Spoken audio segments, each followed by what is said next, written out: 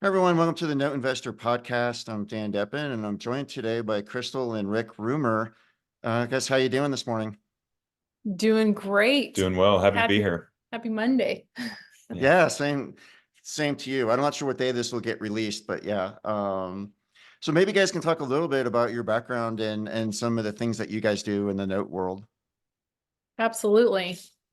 I'll have you go ahead and start how we got started. Sure. I bought my first rental property when I was 19. By the time I was 30, had about three of them and was working for the man, working for JP Morgan Chase, and kind of got tired of that and decided to go into investing and started fixing and flipping. That was back in about 2009-ish, coming off of those bad times that everyone talks about. And we got Oh, a so you lot. did fix and flipping after the crisis. I was living in Florida prior, and like everybody was doing it before, and then I knew a lot of people that stopped Yeah, after. we started buying all of those foreclosures, and I got into a lot of wholesaling, fix and flips, and that's really when we first got into notes. Actually, is when we started doing owner financing. We'd get one really affordably, really cheap, and go ahead and turn around and put somebody in that home and owner finance it, create that note for us. That's really how we got started. That was back in well, that was around 2012 when we did our first note. But we got into that because we had rentals, and like he said, we were wholesaling, but there was a big freeze here in Texas. And so we were landlords, and the renter actually left, moved out, and we didn't even know they had moved out. So when we went to go check on the house, and the renter pipes had busted, and it was a Mhm. complete mess. Yeah, it was actually around January 1st or 2nd. I believe they overspent on Christmas. They skipped town by the 1st. And I literally was over there, I think on the 3rd or something, going like, where's my money?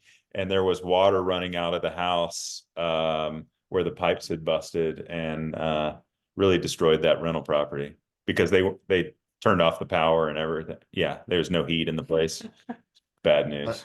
Yeah. that stinks. I've had one property with busted pipes because it was cold, but fortunately it wasn't too bad. With what I do, it's always a paranoia because you get foreclosures or you have these that are going on and you don't know when the borrower is going to take off. And a lot of my properties are like in the northern states. Uh-huh. And so like, yeah, this Yeah, time of year, that's always something to try to keep an eye on. Yeah. for sure. That was a expensive lesson early on, for sure. Just we lost, yeah. There's Yeah. an insurance claim on that one and a lot of work, but pretty frustrating. But that was kind of our shift of going, okay, well, if they take ownership of the property, then maybe they'll take better care of the property as Hmm. well. And so then we got into some commercial. We built oil field housing out in South Texas and started brokering deals for oil companies as well and different hotels.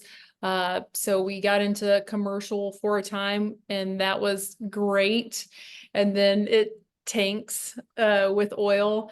And so that was a fun ride and experience. But then we started getting into land, purchasing land, and then subdividing the land, originating notes on the land side. And so that's what one of the things that we're currently working on is originating the notes and then selling those land notes as well. Gotcha. So how do those deals work exactly? So you said you're going out and like buying a piece of land and then subdividing it? Yeah, so we focus on Texas and Arkansas, on the southern states.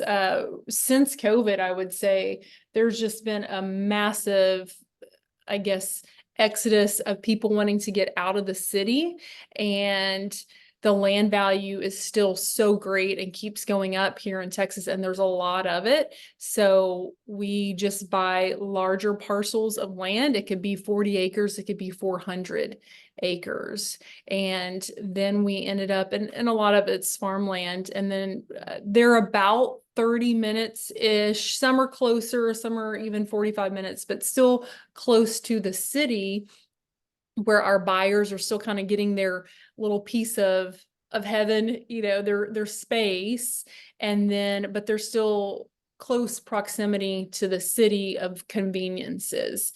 And then the school districts, they're still close to some good schools. And the Arkansas notes, those properties are about 1 to 5 acres. And then Texas, we have a lot of them that are 10-acre lots, which people love right now.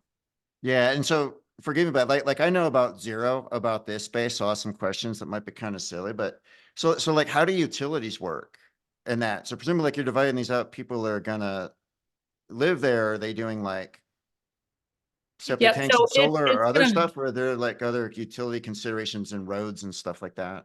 absolutely. They will do, some will do solar, but in the beginning, when secured land notes, when we started buying properties, we had dropped full utilities, electricity, did all the wells, water, roads, fencing. Well, that's really expensive. But then we found that we didn't have to do all of that either. And so they're able to get onto the grid.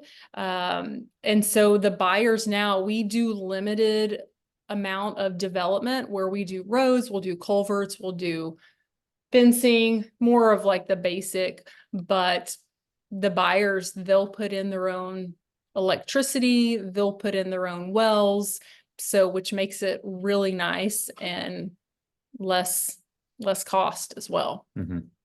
Well, and it seems like once the buyer does all that, like they're buying the land from you, you're creating a note, and then they got to spend some money to put in the infrastructure to live there. It seems like they're Right. going to be stickier, like they're actually more invested at that point Absolutely. beyond whatever the down payment was they Right. made.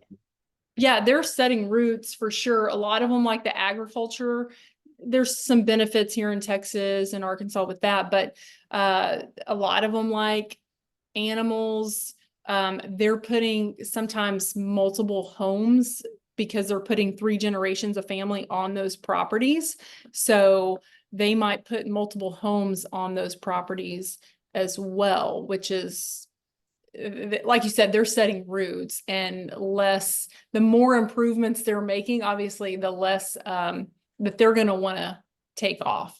But at the same time, the less improvements that we have to put in, just like you said, the more ownership they're going to take. Right. And it's a blank slate for them. They can customize it however they want to. Some people have put a business on these, small business, something run out of their garage or something like that. So some people put manufactured homes, others put sticks and bricks. They build something out and put a workspace out there. Other people's, just like she said, utilizing ag exemptions and things of that nature.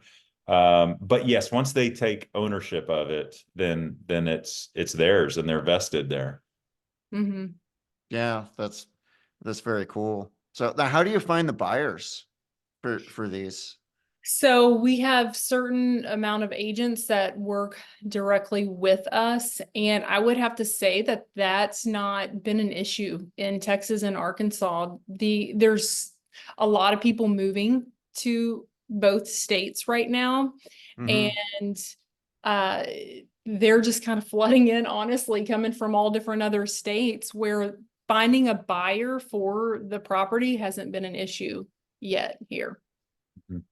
Gotcha. So do you actually have people like I know like there's a big migration path, it seems like, from Yep. California to They're Texas. Like a lot of people are definitely coming from there and buying land and then building right. up their. Yeah. Well, and you get a lot of people that have been in the city too, that this is an opportunity for them. Like I said, since COVID, that we're seeing a lot of people go, you know what, I'm done with the city and I'm ready to transition and get some land right now. Since obviously not everyone can then afford 40 acres, 400 acres, whatever that may be, but they can still afford a couple of acres or the 10 acres.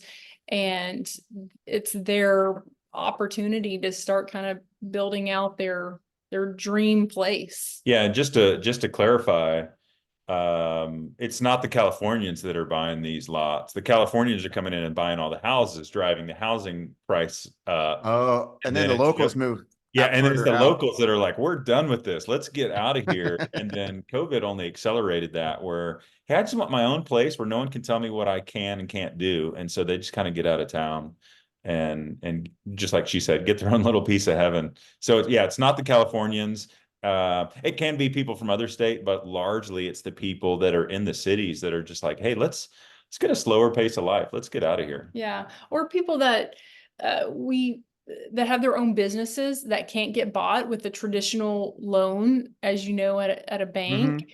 And so we do a lot of contractors, a lot of different service workers, things like that, that they put a significant amount down. We have, you'd be surprised because we go through a full vetting process with our buyers. So a lot of our buyers, their credit scores are really great. And but they can't get bought at the bank. And so this is their opportunity again to get out of the city and put their family on some land. I might be off on this. What is it? Are the banks looking for 50% down, or they only loan 50% loan to value on raw land? I can't remember, but Yeah, I don't know it's what it it's is harder right for now. people. It's harder for people to just get that land, which is where we come in. Yeah, And and I don't know what the rules are now, but I know back during COVID when I was focusing on real estate full time, I don't know if it's still the case or just then, but like a couple of the big banks told me they weren't lending to people without a W-2. So I can right, imagine there's a lot exactly. of them are, contractors or own small businesses or whatever that might make an extra hurdle. Right now, that still seems to be the case Yep. if you're not a W-2. And for us, we love the land. So we were in Houston, Texas for years, and that's where we had tons of real estate.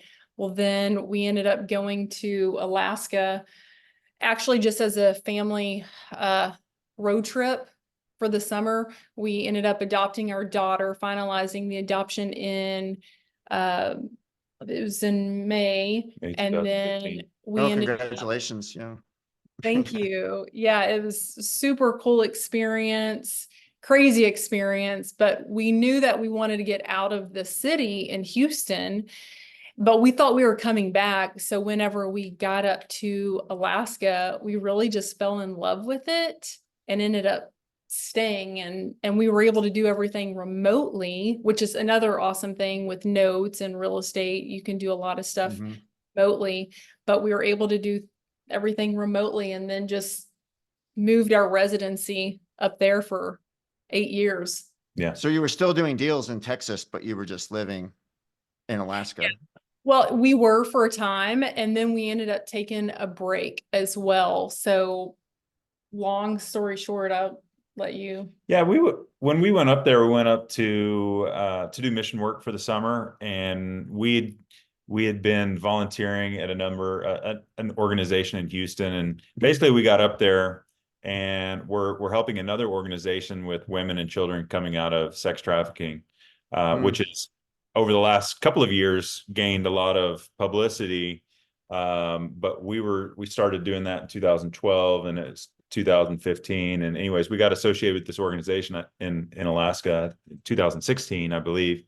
And we're kind of directors of outreach and doing all of these things. And then we had 10 acres, about 20 miles out or 20 minutes outside of town that we kind of developed into a place of refuge and put some buildings there. And it was an opportunity for, I guess you could say, the downtrodden of society to be able to get out and get grounded and heat their place with wood heat and kind of an off-grid type little place to recover, if you will. And so we were doing that for a number of years up there. Yeah, safe place, A safe place of place. refuge. Yeah, for women and children. Yeah. No, Yeah. very cool. That was very unique. And so that was in Alaska where you had that? Yeah. For a while? Oh. Yeah. We were working with our daughter. We got her the day she was rescued. And so her and her biological mom were sex trafficked. And so we got her the day that happened, and then, or she was rescued. And so that was kind of our fuel behind all of that. And then we just saw such a need of helping the vulnerable.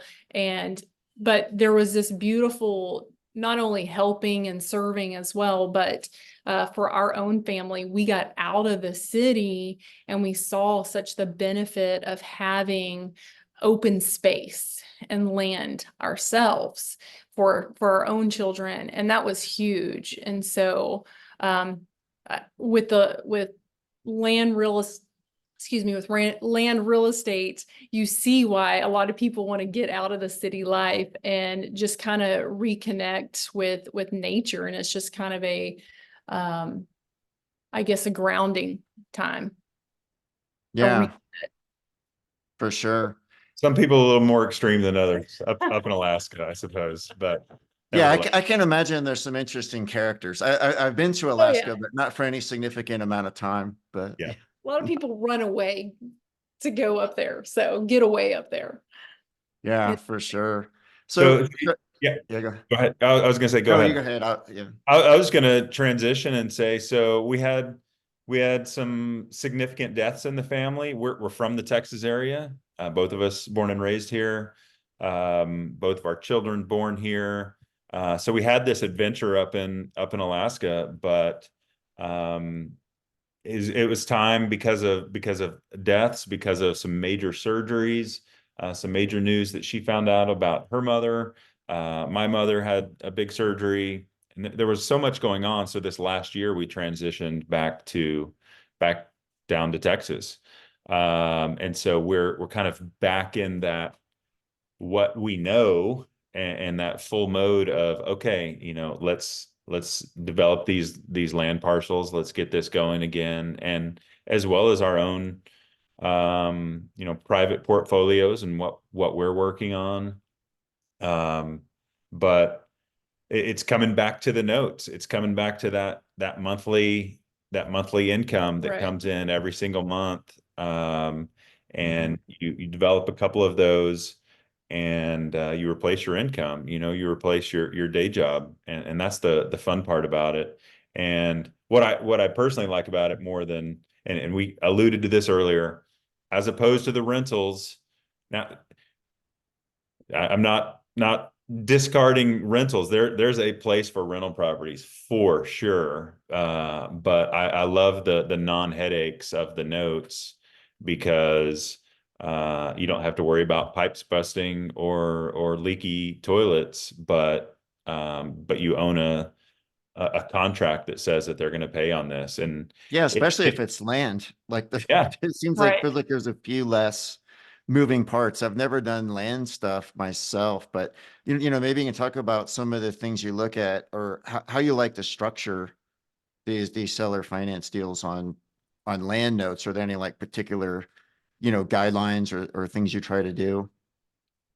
So, I mean, we still on all of ours, we do RMLO, title, we perk tests, we do a third party servicing company as well. What I was gonna say, now we still like residential single family notes as well, but I will say I think it's only about $2,000 at the max that when we've had to foreclose, did we have to go in and haul off a bunch of make it when bunch of you do have to take over a property, retake over a property, when it's blank land or may have some of their stuff on there. what do you need to do to make it ready to resell it? If they left a house, yeah, you have to do something there. But if they didn't have much there, then there's not much to make ready again. Yeah. Junk maybe you have to haul off. Whereas opposed to on the single family, we've had to put in 30, 40. I mean, there's just 30, 40 Yeah. grand. I mean, it just varies. May not be as that much, but it can get really expensive. But on the land part, we've liked where, we just need to do a little cleanup. What's great is we've got guys that have purchased, the buyers that have purchased these properties, but then they themselves have seen land value continue to go up. So they've turned around and even resold some of those properties themselves, and made a profit. So if it doesn't happen all the time, but if we had to foreclose, it's hasn't been an issue because we know what the land value keeps going up here, Texas and Arkansas. So I'll take it and we'll just make more. Yeah, I'm Do it curious when again. when you have had to foreclose on those land notes in Texas, like how long does that generally take, or what does that cost? Like, what's that process like?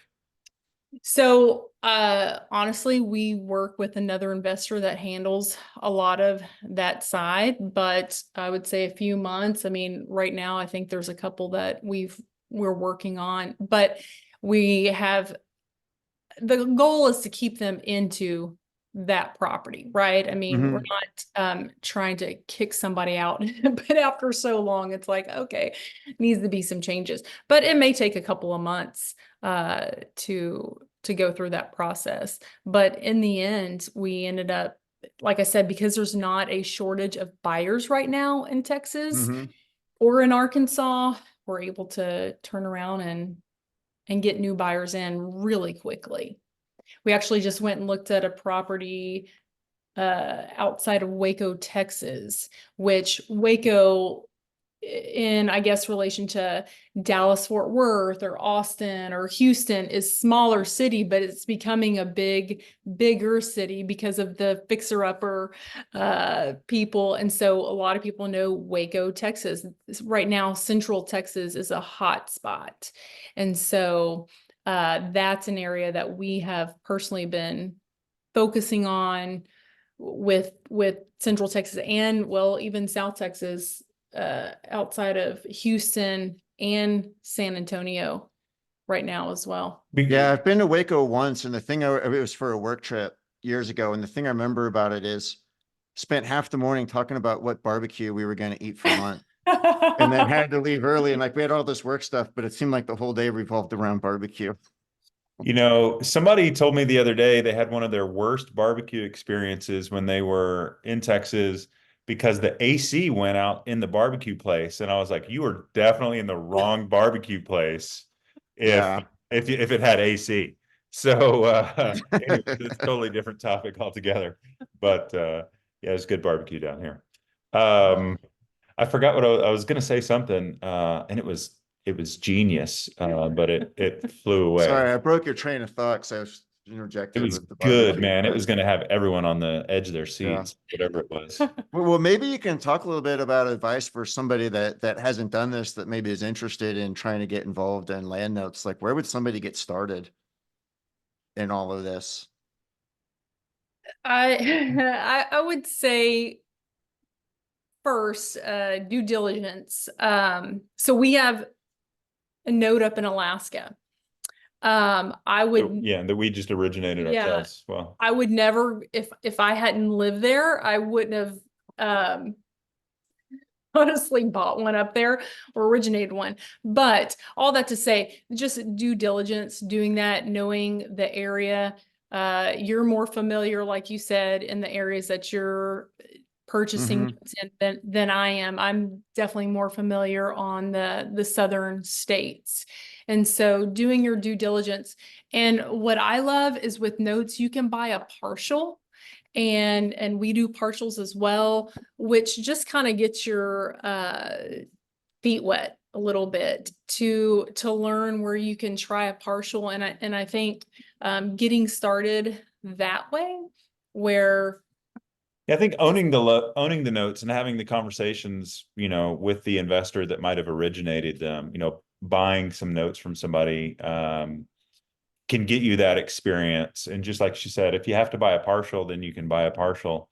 we do first lien position, and in the ones that I sell too, there we could do partial with first lien as well. But getting to know your investor, definitely building relationship there, I think is key. Now I'm gonna throw something out here, maybe a little polarizing, and it's not a lot. I don't know a lot about it. I don't know how polarizing it is, but been looking into buying land liens and deeds, tax liens and deeds. Mm-hmm. A lot of times they can be quite a bit more affordable than your developed land. And there's a lot of people that let their taxes go when it's it seems to be a lot more that are letting them go than people's homesteads, if you will, if they have some ag land or something like that. So I'm just kind of doing some research into that area, but there's a possibility there where somebody could get into it especially if they know that side of the business, that they could get into some land and create these notes if that was something that they wanted to do. Yeah, that might be safer to do on the land side. Like tax liens are another thing Right. I've never done myself, but I got a friend that does them at scale, but not Yeah. on land, on residences. And when he has ended up with properties, man, talk about some fix ups. Like I need to get him on here one of these times. He literally had one where they found a dead body in the property. So if you have Oh, Uh, wow. land that may be a little less crazy. Like, yeah, he said ones that were like meth labs and like just all sorts of Yeah. insane Yeah. stuff. But if it's land, maybe that's a little less dicey. Wow. Yeah. That's crazy. Yeah. um, one other thought is we're doing Texas and Arkansas. Land is more affordable down here. Maybe the southern states in general, and there's pockets everywhere, right? But places like Utah and Idaho and those places have been bid up quite a bit lately. There's still a lot down here in Texas that isn't probably because of the size of it, that Yeah. is I'm still kind of, available in the land. Right. So the learning curve might be a little bit less steep down here than some of the higher price properties around the well, country. I know Texas seems like it's like for decades has been kind of like the hub of note investing. There's a lot of stuff there. It's one of the Right. easier states to operate in legally. Yeah. I'm kind of curious about Arkansas because that's one you don't that's one of the states you just don't hear about Yeah. as Yeah. much. Any nuances there or anything unique in Arkansas that It's very similar to Texas. It's starting, I feel like, to be more of the new Texas, where a lot of people are moving in that direction. There's so much land still available in Arkansas. I mean, obviously, like the taxes and stuff were different, but there, I would say it's kind of a new Texas, and a lot of people are seeing they can get more for their money there as well. So, right now with Texas, I mean, I don't know if you've ever heard of the Texaplex no. before. Google it. YouTube Texaplex. Okay. But in short, it was a video that came out probably it's 10 years old now at least. And it was just saying the Dallas Fort Worth to San Antonio, Austin to Houston triangle. And it talks about all of the economy and everything that's going on in that triangle and how it's going to be in the next 20 years based on all of these trends that they're seeing. And now that it's probably at least a 10-year-old video and it's all like prophetically coming true, but basically all of that area has seen such tremendous growth over the last 15 years. It's crazy. So is there like a phenomenon where like eventually all those cities are just gonna expand and like merge into a giant? Yeah, it's What already one happening. contiguous city from one to the next. Yeah, there's a lot of that going on. Yeah, Yeah, we kind of have a smaller version of that going on in Colorado between Fort Collins to Denver to Colorado Springs. Yeah. But yeah, much smaller version of it. you used to go from Dallas Fort Worth, drive from Dallas Fort Worth, because we both grew up in Texas, and then drive Austin, San Antonio. It would be miles and miles and miles of nothing. I mean, it just vacant land, farm, Yeah. nothing. People's little farms and ranches. Absolutely nothing. Now it's just nothing but businesses and towns, cities that are just booming, all the way from here, um, past San Antonio, past DFW. Yeah, so I grew up in a small town outside of Waco myself, and never would I have thought that I would ever see the land that was being bought up around here. Um, Hmm.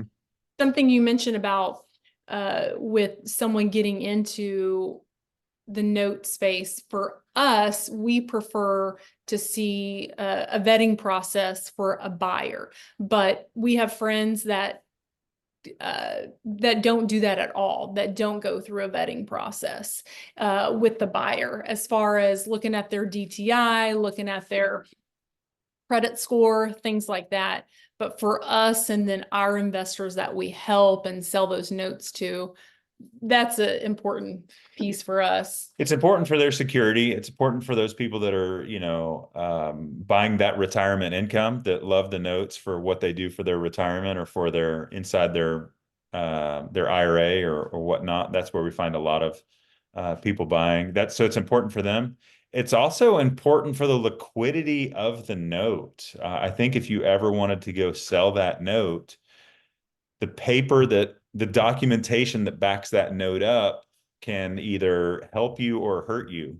If you don't have their credit score, if you don't have, documentation on them, then your note that you have might not be near as valuable to another buyer, to another person, that if you ever needed to get rid of it, if you ever wanted to liquidate it, it can be harder to liquidate if they were maybe questionable. Yeah, because as a buyer, right, Even like it's really institutions. easy if Yeah. you look at a note and everybody sends you all the stuff and all the boxes are checked and everything's Yeah. tight. Like I've had people send me notes and you look at it and like all this stuff is missing and you're like, what about this? And it's like you got to do all this homework. I'm less likely to do that, right? So if I'm seeing a Right. lot of notes for sale, not only are those that are, well underwritten, serviced by a third party servicer, not only are they better notes, they're also easier to buy, like from the buyer Right. perspective. I'm not having to do all this like buyer beware digging homework stuff that don't want to do if I don't have to. Yep. Right. Right. Yeah, I would say paperwork is key for us with originating them, but also selling them. And then for us purchasing them for our own portfolio, if the I's aren't dotted, T's aren't crossed, then probably gonna pass on that. So I would say, especially for someone newer as well, with doing their due diligence, making sure paperwork is clean and checking with different the title, the RMLO companies, all of that as well, just to kind of see reviews, ask other note buyers as well their experiences, because like you said, it's such a small space that we're going to run into the same people or same title, things like that, RMLO, all of that for sure. But we've also been shifting in just this past year. Rick's been working a little bit on not only notes, but then on the commercial space as well. Yeah. Okay. I'm now this is a little bit well, what I'm doing is a little bit outside of the note investing, but where I've been finding a lot of business is in the multifamily space. A lot of investors with multifamily. So I actually contract out for a company called Volition, and we build microgrids on a commercial scale. So for people What's a that microgrid? yeah, I was going So I to say don't know. for Yeah. people that aren't aware of that, and that's a really ambiguous term, we give people independent access to power and water. What that means is we'll go into a commercial space, once again, whether it be a manufacturing facility or a hospital or a multifamily apartment complex, and we're going to go in there and we're going to throw a ton of energy efficiency stuff at this building. Now, first of all, most buildings were built with builder grade quality stuff. And as long as it can sustain life, let's build it as cheap as possible. But what we're trying to go in there is reduce their utility cost, right? So we'll go in there, we'll seal up the building, we'll use some nanoparticle ceramic rooftop coatings. We'll do a lot in controls and a lot in monitoring, a lot in the HVAC. And we will on the first pass kind of knock down their utility bills by 40%, sometimes more than 50%. But then we come in with, and this is what the microgrid space is, we come in with renewables. We come in with hydrogen fuel cells. We come in with micro Oh, turbine wow. generation. I don't know if you've ever heard of combined heating power, CHP, and then of course batteries and solar.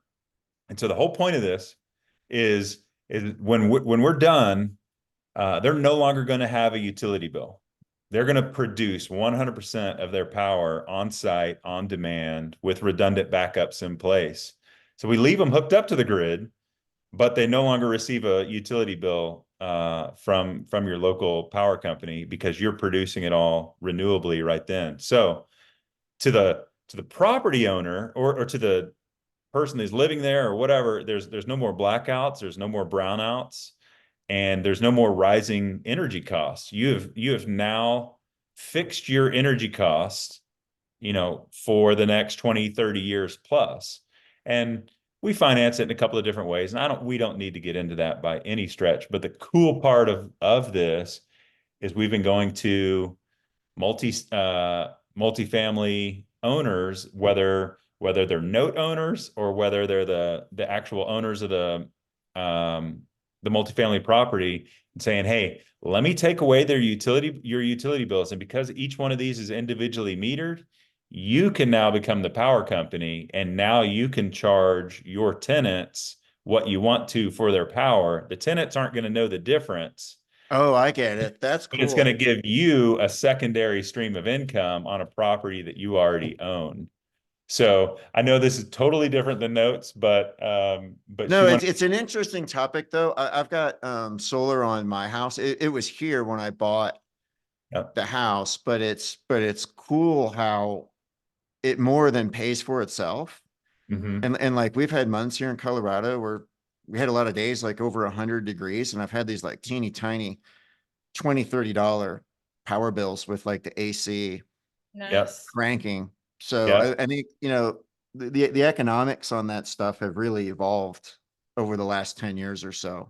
Yeah. Yeah. So imagine your solar, if you will, on your single family residence, but once again, adding the ability to produce power on site, adding all of these different layers and synchronizing all these renewables on the back end, as opposed to just being a singular solar company.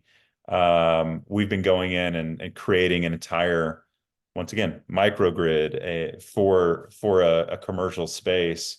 Now, what it's not affordable yet at this point is for all these landowners around Texas that want their own power out there. It's quite expensive to do it on the smaller scale.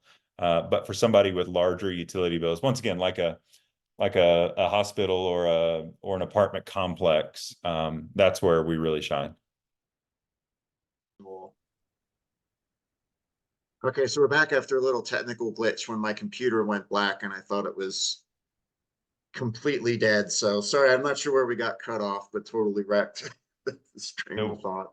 No worries. We were talking about the microgrid, correct? Yeah, we were. Yeah. So once again, the short version of it is we're now entering the time and space where it is more affordable to produce power on site renewably than it is to have a power company make the power 50 miles away, convert it to high voltage, transport it to you, convert it again to low voltage or medium voltage, whatever, and then bring it into your power, because only 20-30% of that power actually makes it to your house. But the utility company's got to bill you for all of that, because that's what they have to produce in order to get it to you. So we're out there producing power on site, on demand, with redundant backups in place on the commercial space, doing it once again in the multifamily space, and giving the apartment owners a secondary stream of income where effectively they know their energy costs for the next 15, 20, even 30 years. And so they can begin billing their tenants, and they can have less turnover in their tenants by giving them a fixed lower rate, or they can once again profit from that if they charge the market rate. Yeah, That's where my they head went can, right away. Like if I own a multifamily property, now that's another potential stream of income. That's that right. adjust the economics of the entire deal. Yep. Yeah. Yeah. I think billing people for their for the utilities, I believe in the multi-space family is called RUBS, something about utility billing system, residence utility billing system or something to that effect. And you can create that and increase your cash flow. No, very, very cool. That's probably a pretty good stopping point. So guys, thanks so much for coming on. Really appreciate it. And yeah, I'll have to have you guys back again at some point where we can dive deeper on some of that stuff. Yeah, hopefully Absolutely. it was awesome. Hopefully that was educational on the note side and on the land in particular. I think we're I both think that'll be valuable to people because you don't hear as much about land notes. Like you see a lot of them out there, but it's good for folks to get some more information on that. So I think it's Absolutely. important for everybody in real estate to just kind of find their lane, what they're interested in, what they're passionate about, and what they can get, educated on. And then they just run that road. And so many ways to make money in real estate. Yeah. yeah, there's no shortage, that's for sure. For Yeah. sure. And just for us, big passion is legacy as well. We caretake on both sides with our family. And so with the note space, it's awesome with our parents, retirement, but then also all the way down to your children being passed on to your kids. So that's huge for us right now in the season we're in. Yeah. Right, super cool. Well, thanks again. I'll see you guys next time. Thank you, Appreciate it, Dan. Danny. Appreciate your time. See ya.